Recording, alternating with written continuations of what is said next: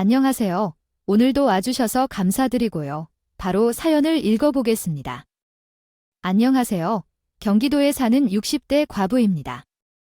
평소에 이 채널을 즐겨보고 있었는데 얼마 전에 혼자 속으로 앓던 일이 시원하게 풀려져서 저도 한번 이곳에 사연을 올려보고 싶어졌어요. 좋은 일은 남들과 공유하면 기쁨이 2배라고 하더라고요. 전 지극히 평범하게만 살아왔습니다. 집안이 부유한 것도 아니었고 그렇다고 못 먹고 살 정도로 가난한 건 아니었죠. 큰 행복도 고난도 없이 살다가 결혼이 선택이 아닌 지금과는 다르게 당연한 일이었던 그때 그 시절 저도 남들이 하는 대로 평범한 직장에 다니는 남편과 결혼을 했어요. 중매 결혼은 아니었고 같은 직장에 다니는 제 상사였죠. 그러다 남편이나 큰 욕심이 있는 사람들이 아니었기에 저는 그 직장을 그만두고 가사에 충실했습니다. 남편 역시 이직 같은 거 하는 일 없이 그 직장에서 몇십 년을 계속 다니게 됐고요. 큰 기업은 아니었기에 당연히 월급을 많이 받았던 건 아니지만 그래도 딸을 포함한 세 가족이 먹고 살기에 부족함은 없었어요. 그럼 가족은 화목했냐고 물어본다면 그럭저럭 나쁘지는 않았다고 답해드릴 수 있겠네요. 여기저기 여행을 다니고 집에서 웃음이 끊이질 않는 집은 아니었지만 그렇다고 큰 소리가 나도록 소리치며 싸우는 집도 아니었어요. 아마 저나 남편이나 성격이 둥글둥글한 편이어서 그랬던 것 같아요. 욕심이 크지 않아서 그런가 저는 그런 저의 삶에 만족하며 살아왔습니다. 명품 주운 차, 주운 집, 그런 것들은 살 돈이 없기도 했지만 애초에 관심도 가지 않았어요. 그래서인지 전 행복한 삶을 살고 있구나라고 생각했었죠. 행복의 크기가 크진 않을지 몰라도 적어도 전 그랬습니다. 그런데 그 행복의 균열이 가는 일이 하나 생기고 말았는데 그건 바로 남편이 하늘나라로 떠나보내게 된 일이었어요. 나이가 들어서 눈이 침침했던 건지 밤길에 운전을 하다가 그만 사고가 나버렸죠. 다행스럽게도 저희 남편 외에는 다친 사람이 없었지만 남편은 하늘나라로 떠나버렸네요. 그게 벌써 3년이 지났는데 왜 어제처럼 느껴지는 건지 사실 아직도 적응이 쉽지 않긴 해요. 그래도 그나마 다행스러운 건 그런 와중에 2년 전 딸이 결혼을 했다는 겁니다. 남편이 살아있던 시절 이미 결혼 이야기가 은연중에 오고 가곤 했었는데 남편이 하늘나라로 떠나고 그게 흐지부지 될 뻔하긴 했었거든요. 아무래도 딸아이가 많이 힘들어했었고 그 와중에 결혼을 할 정신이 없었던 거죠. 아마 딸이 다시 결혼을 하기로 마음먹기까지에는 저의 영향도 크긴 했을 거예요. 남편을 잃고 피폐한 삶을 살아가고 있던 저에게 엄마는 소원 같은 거 없었냐고 물어봤었어요. 그때 그냥 아무 생각 없이 그냥 귀여운 손주나 있었으면 좋겠다고 대답했었거든요. 엄마는 소원 없어? 소원. 갑자기 그건 왜? 아니, 아빠한테 해드린 것도 없는데 갑자기 떠났으니까 엄마는 그렇게 보내고 싶지 않아서 소원이라 글쎄 생각나는 게 없는데. 에이, 그러지 말고 아무거나 하나만 생각해 내봐. 글쎄. 그러고 보니네 아빠 살아있을 때 손주 얘기를 하기는 썼지. 존주가 생기면 이렇게 저렇게 하자고 얘기 나누면서 즐거웠었는데 그래? 손주 하나 생기면 좋을지도 모르겠다. 손주, 굳이 말하자면 그것 말고는 아이 지금은 아무래도 상관없는 것 같아. 미안. 딸, 사실 그때 저는 제정신이 아니긴 했어요. 평범하게 살아왔다는 건 큰 행운이라거나 즐거운 일이 가득했던 삶은 아니란 뜻이기도 하지만 어떻게 보면 큰 고난을 겪어본 적이 없었던 사람이기도 했단 뜻이니까요. 제 인생 처음으로 저만의 소소한 행복을 잃고 고난을 맞이했을 때 그걸 이겨내는 게 쉽지 않더라고요. 그래서 손주가 딱히 보고 싶었거나 그런 건 아니었는데 그냥 대충 얼버무리듯이 대답을 한 거였어요. 하지만 딸은 그런 저를 위해 마음을 다잡고 결혼을 하기로 마음먹었던 것 같아요. 그날 이후로 딸의 결혼이 일사천리로 진행됐으니까요. 제가 정신을 차렸을 때는 딸의 결혼식장에서 화초 행사를 하고 딸이 결혼식장으로 입장하는 모습을 지켜보고 있었어요. 그런데 신기한 건 딸이 막상 결혼을 하고 나니 마음에도 없던 손주가 보고 싶어지더군요. 지금 생각하면 그건 삶에 대한 갈증, 그런 게 아니었을까 싶어요. 사람이 살아가는데 필요한 삶에 대한 희망, 목적, 아니면 의미, 그런 게 있어야 사람이 살아갈 수 있잖아요. 그리고 그 대상이 될 존재가 눈앞에 보이려고 하자 정말로 그걸 바라게 되더라고요. 그러다 보니 손주가 생겨난 이유를 매일매일 상상했어요. 사위와 딸에 엎혀서 고사리 손으로 잼잼거리를 기어나기를 상상하고 조금 더 커서는 할머니, 할머니 하며 저를 부르는 모습을 상상하곤 했었죠. 그런 걸 상상하다 보니 즐겁기도 하고 다시 행복해지는 그런 기분이 들었습니다. 그러다 문득 한 가지 꿈이 생기더군요. 언젠가 우리 손주에게 용돈도 많이 줄 수 있는 할머니가 됐으면 좋겠다는 꿈은 물론 딸이 용돈을 좀 보내주고 있었기에 아끼면 손주에게 용돈을 줄 순 있었겠지만 그런 게 아니라 제가 직접 돈을 벌어서 당당하게 그리고 떳떳하게 용돈을 줄 수 있는 사람이 되고 싶었어요. 저는 제가 할 수 있는 일이 뭐가 있을까를 곰곰이 생각해 봤어요. 하지만 아무리 생각해봐도 제가 할 수 있는 일은 딱 한 가지밖에 없더군요. 집안일이요. 결혼한 이후로는 집안일만 해왔었기에 제가 할 수 있는 일은 파출부 일밖에 없었습니다. 마치 많은 지인이 파출부 일을 하고 있었기에 저는 그 지인에게 저도 그 일을 할 수 있는지 물어봤어요. 그러자 그 지인은 마침 잘 됐다. 나 지금 다니는 곳이 있는데 곧 그만둬야 되거든? 자기가 그곳에서 일하면 되지 않을까? 아, 정말 내가 일해도 돼? 응, 3대째 의료용품 사업하는 집안인데 아이 사모님이 인품이 워낙 좋으셔서 일하는데 까다롭지도 않아서 자기가 처음 일하는 거여도 무리가 없을 거야. 이거 진짜 아까운 자리야. 내가 이곳저곳 파출부 일을 다녀봤지만 이것만큼 좋은 곳은 없었다니까. 내가 지방으로 가는 게 아니었으면 계속했을 텐데. 그러니까 자기가 꼭이어서 해. 그러면 난 너무 고맙지. 그럼 언제부터 할 수 있을까? 빠르면 빠를. 같이 가서 인사드리자 이렇게 말해줬어요. 저는 꿈이 생기자마자 그 꿈을 이룰 수 있는 방안이 생겼다는 게 너무 좋았어요. 사실 몇십 년 동안 돈을 벌어본 적이 없었으니 내가 그것도 이 나이에 돈을 벌 수 있을까 걱정이 컸었거든요.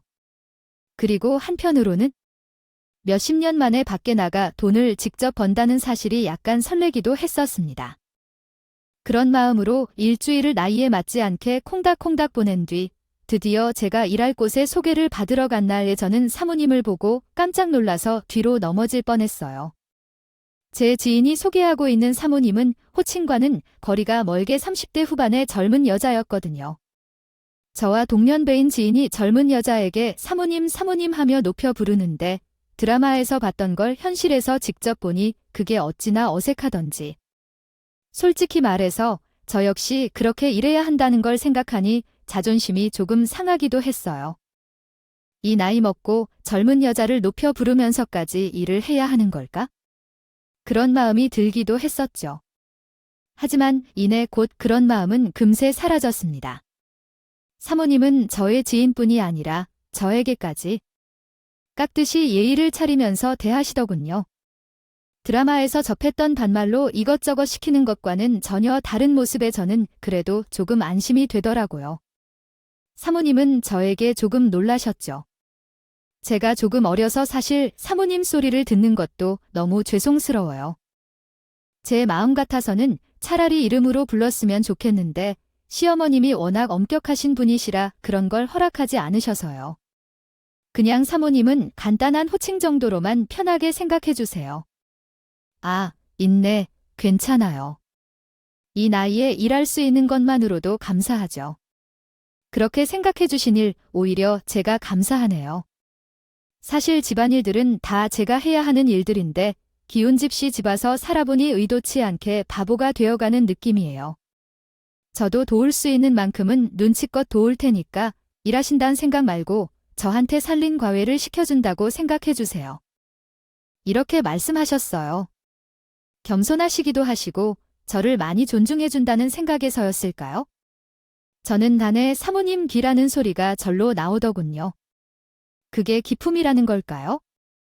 단순히 돈에서 나오는 겉모습의 문제가 아니라 그 사람의 내면에서 뿜어져 나오는 기쁨. 멋지고 좋은 사람이라는 생각이 들었습니다. 실제로 일을 시작한 뒤 사모님은 본인이 말씀했던 대로 저를 파출부보다는 선생님에 대하듯 하셨어요.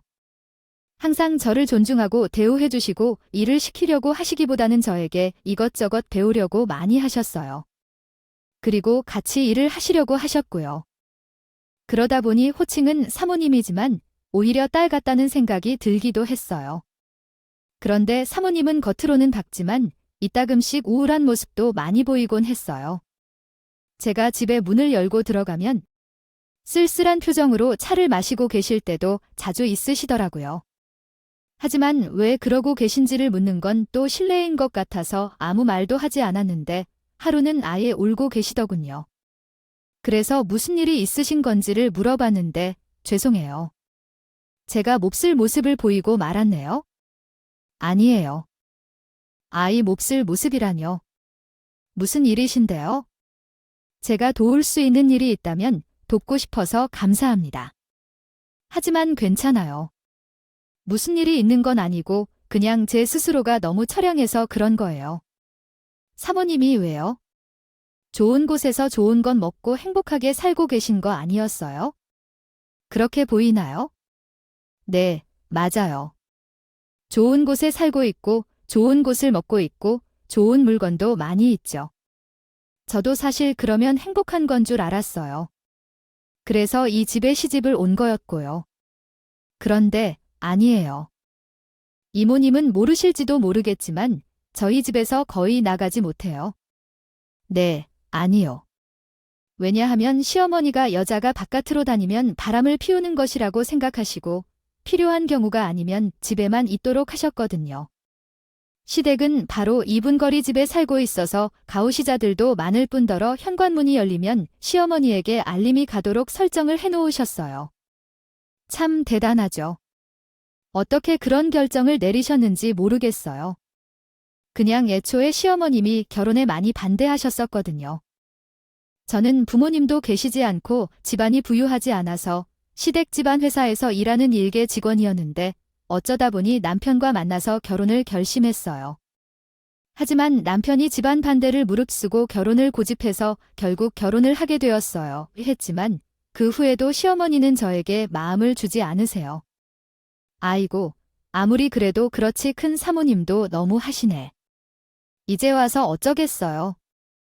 제가 선택한 결혼인 것을 행복이 뭔지도 몰랐던 제가 바보였던 거죠. 아니면 분수에도 안 받는 결혼을 한 죗값이라거나? 아이, 그런 말이 어디 있어요? 결혼은 서로 사랑을 하면 하는 거지 분수에 맞고 안 맞고라니 그렇게 생각하지 마셔요. 아 했고 이거 못 제가 도울 일이 뭐가 있을지 괜찮아요. 너무 신경 쓰지 마세요. 이렇게 누군가에게 제가 속풀이를 할 수 있었던 것만으로도 전 너무 좋네요. 사실 지금까지 누구한테 이런 얘기 할 수 없었거든요. 이모님들 말고는 좀 만나는 사람도 없으니까 이러시더군요. 참 낙했어요.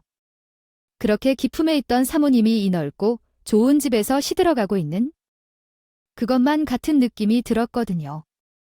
하지만 그렇다고 해도 아무 힘도 없는 일개 파출부인 제가 나설 수 있는 일은 또 아니었지요.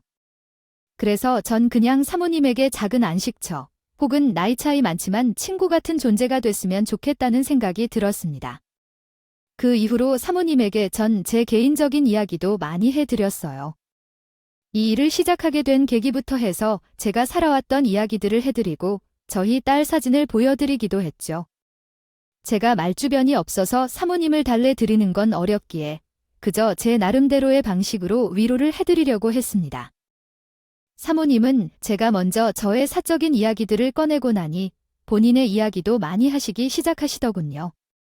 어릴 적엔 그래도 부모님 밑에서 행복하게 컸던 이야기, 친구들과 여행을 갔었는데 돈이 바닥이 나서 국토대장정 하듯 집에 돌아왔던 이야기, 남편과 연애 시절 이야기 등등 누구와도 편하게 이야기 나누지 못했던 것들을 저에게 모두 쏟아내시곤 하셨어요.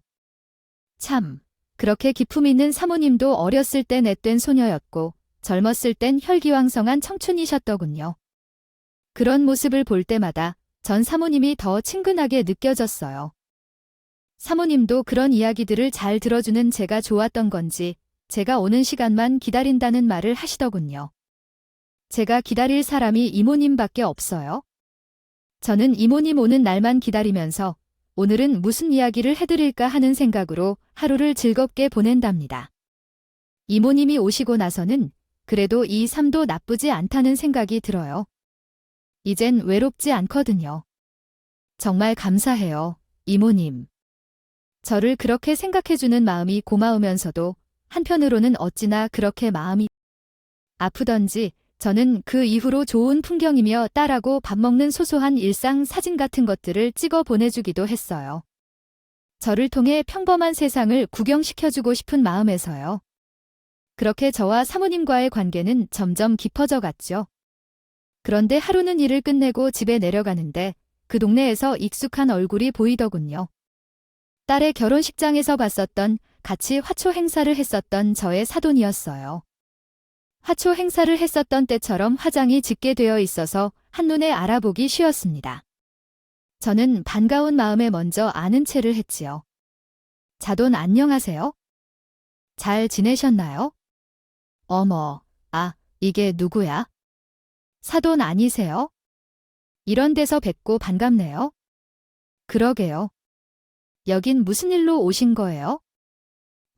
저 친구가 이쪽 동네에 살고 있어서 저 얼굴 보러 왔어요. 사돈도 이쪽에 친구가 있으신 건가요?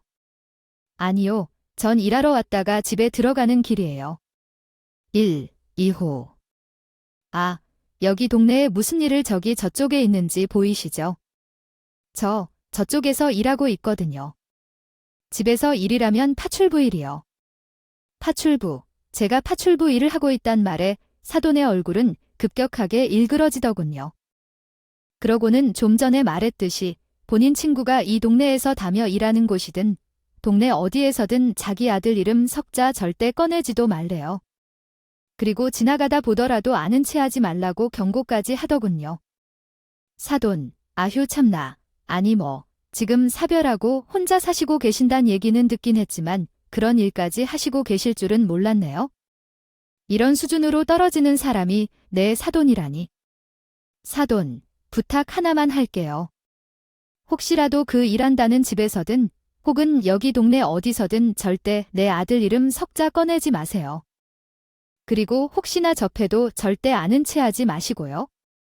혹시라도 내 말을 어겼다간 저는 가만히 안 있습니다. 아시겠죠? 그럼 전 가볼게요. 별꼴이야. 진짜 저는 너무 어이가 없었습니다.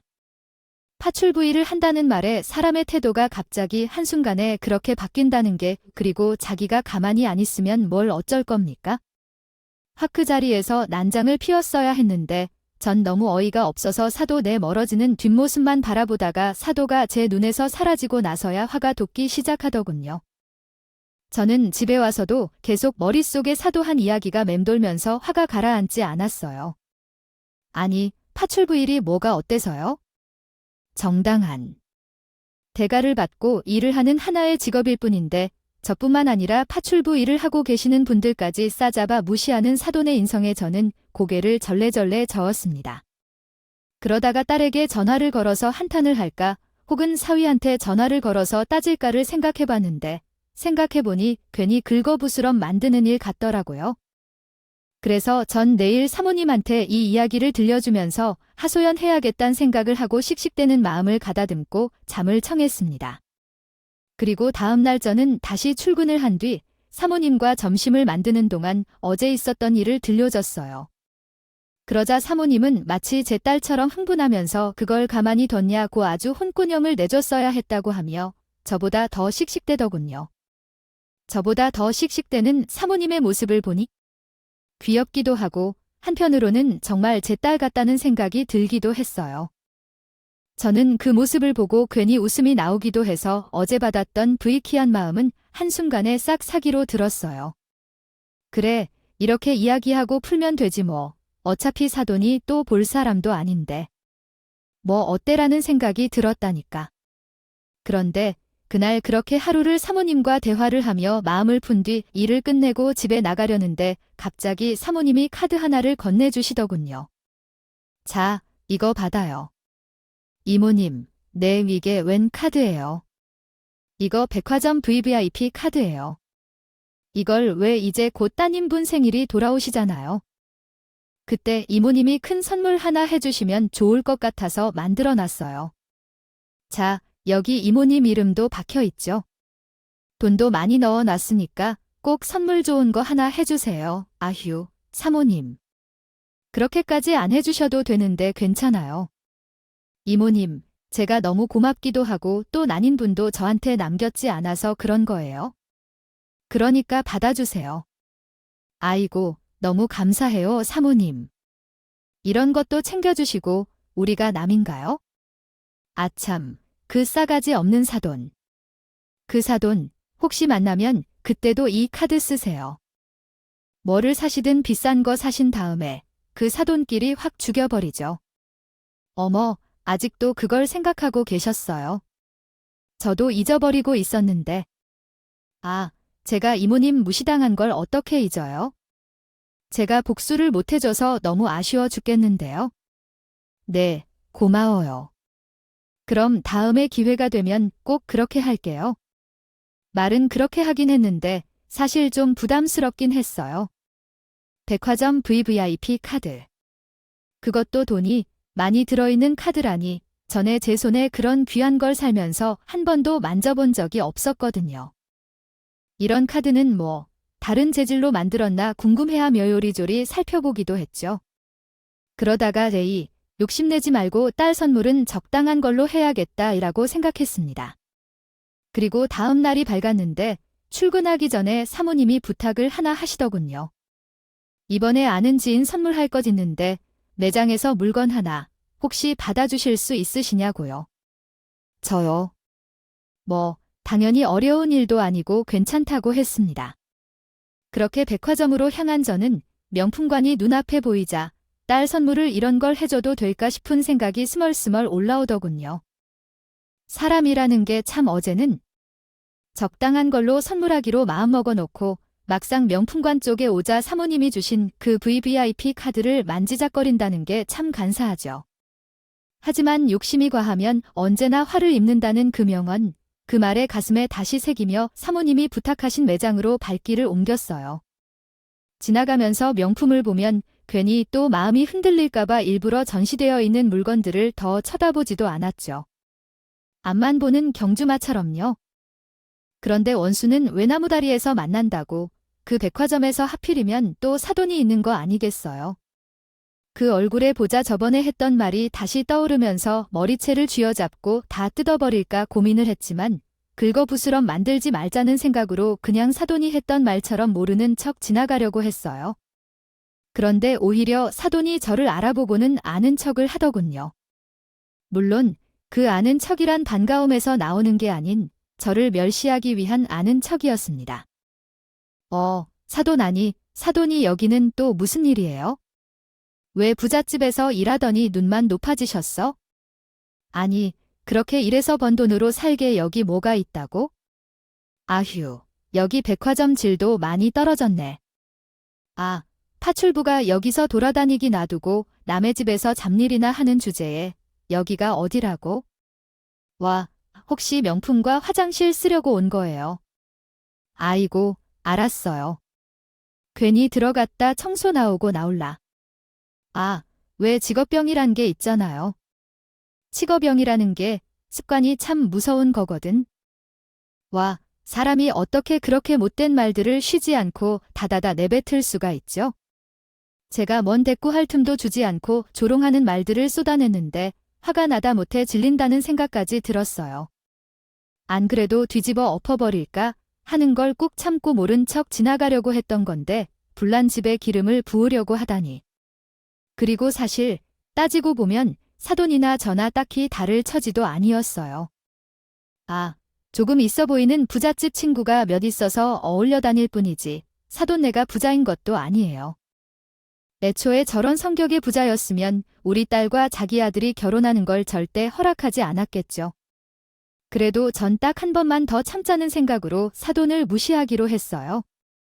사돈한테 신경 쓰지 마시라고 살 것이 있어서 왔다고 말한 뒤 저는 제 갈 곳을 향했죠. 그런데 진짜 사돈은 또라이 같았습니다.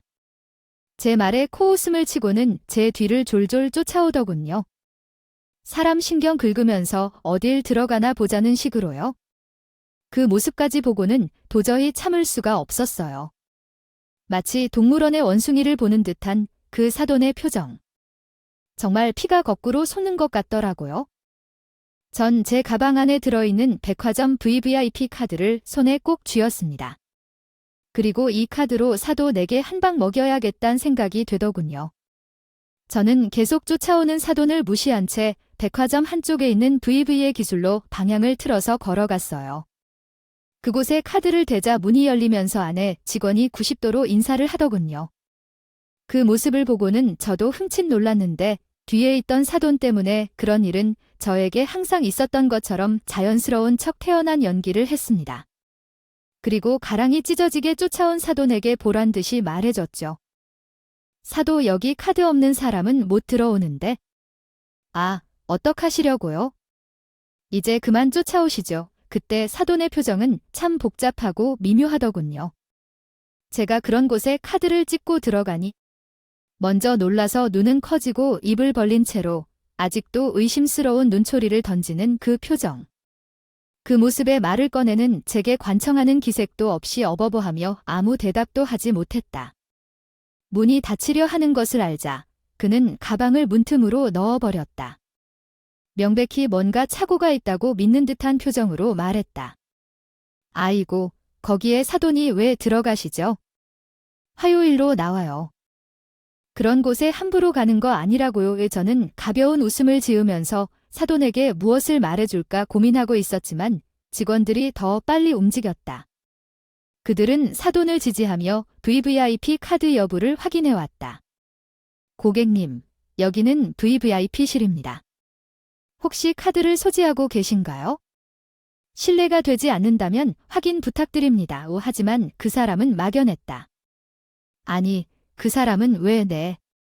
저분은 당연히 카드로 인증할 수 있는 분이에요. 하시고 들어오셨습니다. 아, 네. 그럴 리가 없는데 그 모습을 보니 여기서 끝나면 안 되겠다는 생각이 들더군요. 전 선심 쓰듯 직원에게 사돈을 잠시만 들여보내 달라고 했어요. 그러자 직원들도 제지하던 걸 멈추고 사돈을 들여보내줬어요. 그 후 저와 사돈을 안쪽으로 안내하는데 와, 이거 생각보다 더 부담스럽더군요. 직원들이 저를 사모님이라고 부르면서 조심스럽게 대하는 것도 부담스러웠는데 안으로 들어선 뒤에는 뭔가 높은 직원 같은 사람이 한 명 더 들어와서는 그 사람마저 저를 그렇게 대하더라고요. 솔직히 그런 장면은 드라마에서만 봤었는데 전 익숙치 않으니까 그냥 네네 정도만 대답했죠. 그러다가 그 높은 직원 같은 사람은 본인을 퍼스널 쇼퍼라고 소개하면서 이미 취향이 맞게 골라냈으니 한번 확인 부탁드립니다. 사모님 일화는 영문 모르려. 소리를 하는데 아, 이거 참 옆에서 사돈도 당황해서 안절부절 못하고 있었는데 속으로 온 죄가 더 당황스럽더군요. 하지만 끝까지 전 모른 척 놀란 표정을 애써 감추면서 태연하게 한번 보여주세요 라고 대답했습니다. 그러고 나서 직원들이 몇 가지 물건을 가져왔는데 아, 이럴 수가. 알고 보니 사부님이 제 딸, 사위 선물, 사돈 선물까지 싹 골라 놓았던 거더군요. 옆에 작은 종이에 사모님이 남긴 메시지가 적혀 있었어요. 거짓말해서 미안해요. 이렇게 안 하면 안 실제일 것 같아서. 그래도 따님분도 제 아는 지인에 속하는 거니 제가 완전히 거짓말한 건 아니에요. 그러니까 제가 고른 게 마음에 안 드는 게 아니라면 꼭 받아주세요. 그리고 따님분, 사위분, 그리고 그 사돈분 것까지 고른 거니까 그 사돈한테도 그거 주고 한번 먹여주자고요. 이렇게 우리 사모님 참 행동도 빨라요. 제대로 기죽여주자고 하더니 벌써 행동으로 옮겨놓으셨을 줄이야. 저는 그 메모를 확인한 뒤 여기서 거절하는 것도 예의가 아니란 생각이 들었어요. 그리고 사실 저도 사람이잖아요. 사돈이 옆에 있는데 당장 한 방 먹여줘야 속이 시원할 것 같았어요. 저는 사모님이 골라놓은 가방을 사돈에게 하나 던져주면서 사돈을 내려다보면 이렇게 말해주었어요. 그 짝퉁인가 봐. 비가 오나 눈이 오나 잘도 들고 다니시는 것 같아요. 아, 소중한 거라고 내가 다 타고 가족도 다 벗겨졌는데 그 가방을 들고 다니세요. 이번에 우리 딸 생일인 거나 아시죠? 우리 딸 생일 선물 사주는 김에 사돈의 때 탄 가짜 가방도 생각이 나서 하나 샀어요. 앞으로 이거 들고 다니시죠. 그리고 혹시나 해서 말해두는데 앞으로 저 만나도 들러붙을 생각하지 마세요. 이걸로 끝냅시다. 아시겠죠? 이제 나가세요. 여기 올라. 아무나 들어오는 데가 아니라서. 아, 빨리 챙겨가세요. 그 상황까지 오자 사돈도 부끄러운 건 아는지 본인이 들었던 가방을 등 뒤로 숨기더군요. 그러고는 제가 던진 가방을 줍기 위해 납작 엎드리는데 저절로 웃음이 나왔습니다. 빨리 나가라는 말에 다리까지 벌벌 떠는 게 마치 오줌 마려운 강아지 꼴 같더군요. 그렇게 사돈은 저에게 큰 웃음을 안겨주며 자리를 떠났어요. 저는 그리 사모님께 가서 평소에 하듯 대화를 나눴습니다. 이번엔 조금 전에 있었던 재미있는 일을 주제로요. 사모님이 이렇게까지 준비해 주셨을 줄은 몰랐어요. 너무 감사해서 이걸 어떻게 갚죠? 어머, 갚다녀. 이건 이모님이 저한테 주신 은혜를 제가 갚는 거예요. 그러니까 그렇게 생각하지 마시고 앞으로도 저와 계속 함께 있어 주세요. 걱정 마세요. 그나저나 어떻게 사돈 선물까지 줄 생각을 하셨어요? 사돈이 가방 하나를 봤더니 아이 완전히 벌벌 떨기까지 하는데 아, 그거요. 아무래도 제가 이런 집에서 살다 보니까 사돈분 같은 사람 많이 보거든요. 이 집에 뭐 좀 얻어먹기 위해 들락날락 거리는 사람, 빈대 같은 사람, 돈이나 직업으로 판단하려는 사람 등등. 그런데 사실 그런 사람들을 다루는 게 세상에서 가장 쉬워요. 돈 하나면 지옥이든 천국이든 마음대로 보낼 수 있으니까요. 하긴 사돈골이 참 무섭긴 하더라고요. 그렇게 저를 무시하고 조롱하던 사돈의 표정도 싹 바뀌고 오히려 벌벌 떨면서 저를 대하는 게 그렇죠. 아, 근데 아마 여기서 사돈이라는 분이 끝나진 않을 거려. 끝나지 않던 경우 모르면 몰라도 이모님이 부자라고 생각을 할 테니 앞으로 이모님한테 들러붙으려고 할 거려. 아, 이모님뿐만이 아니라 따님분한테까지 슬슬 길 수도 있겠는데요. 과연 사모님의 예상대로 그날 이후 사돈은 저를 깍듯하게 대하기 시작하더군요. 사모님과의 일을 모르니 저에 대해 무언가 모르는 게 있다고 느낀 거겠죠. 이 장치업처럼 파출부 일을 하면서 숨겨놓은 재산이 꽤 된다고 생각하는 것 같았어요. 아이고, 사돈 잘 지내시죠? 그때 주셨던 가방은 정말 잘 쓰고 있어요. 사돈이 골라주셔서 그런가, 가방이 너무 기쁨이 넘치는 게 다들 칭찬한다니까요. 제가 사돈 자랑을 얼마나 하고 다니는지 몰라요. 아, 참, 그리고 그 전에 제가 했던 말이죠. 무슨 말이에요? 제가 사돈을 무시하는 아야의 그 무시가 아니라 그 좀 착각을 해서 말실수를 했던 거예요. 아는 척하지 말라는 이런 말들, 그거 신경 쓰지 마세요. 그날은 제가 좀 뭘 잘못 먹었던 것 같아요. 제가 나이가 드니까 한 번씩 오락가락 하거든요. 아, 그래요. 그래서 그냥 조용히 넘어가 달라고 사과도 없이 당연히 정말 죄송합니다. 정말로 제가 정말 입이 두 개라도 할 말이 없어요. 언제든 뵙고 무릎 꿇고 사서 드리겠습니다. 정말 죄송해요. 신기가 많이 불편하셨을 텐데 이놈이. 입이 주책이라 죄송해요. 사돈하지만 사돈이 그렇게 사죄를 함에도 여전히 모른 척하면서 적당히 상대해주고 있어요. 사돈 같은 속물인 사람, 저는 정말 끔찍하게 싫거든요. 그래서 절대 가까이 하고 싶지 않아요. 앞으로도 영원히 전의 사돈과 거리를 두고 지낼 생각입니다. 사모님과는 이 일의 계기로 더욱 가까워진 것 같아요.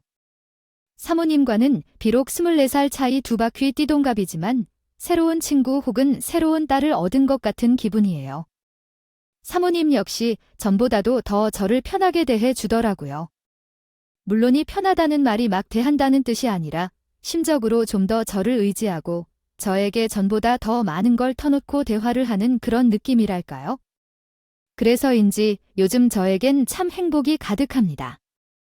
제가 바라는 모든 것을 다 손에 넣은 것 같은 기분이에요. 손주도 곧 생길 것이고 손주에게 줄 돈도 벌고 있고 무엇보다 가까운 친구도 생겼으니 이것으로 전 충분히 행복할 수 있네요.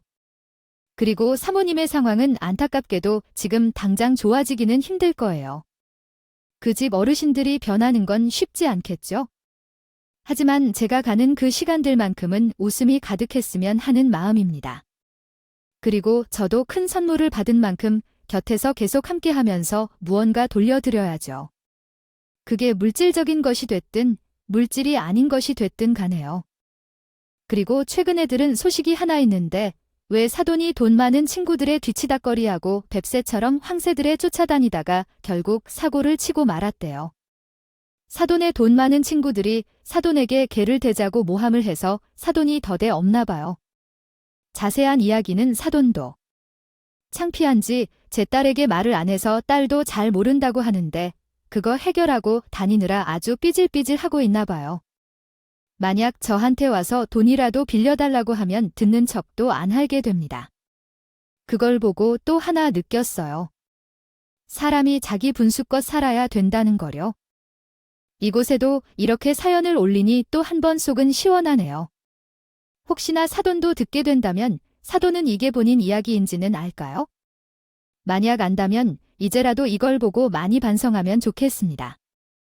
제발 속물처럼 살지 말고 욕심내면서 살지 말고 진짜 행복이 뭔지 깨닫고 살라고요. 저의 긴 이야기 들어주셔서 감사합니다. 다들 날씨 추운데 감기 조심하시고 항상 행복이 함께하길 바랄게요. 다들 행복하세요. 오늘도 끝까지 함께 해주셔서 감사하고요. 다음 영상으로 또 찾아뵙겠습니다.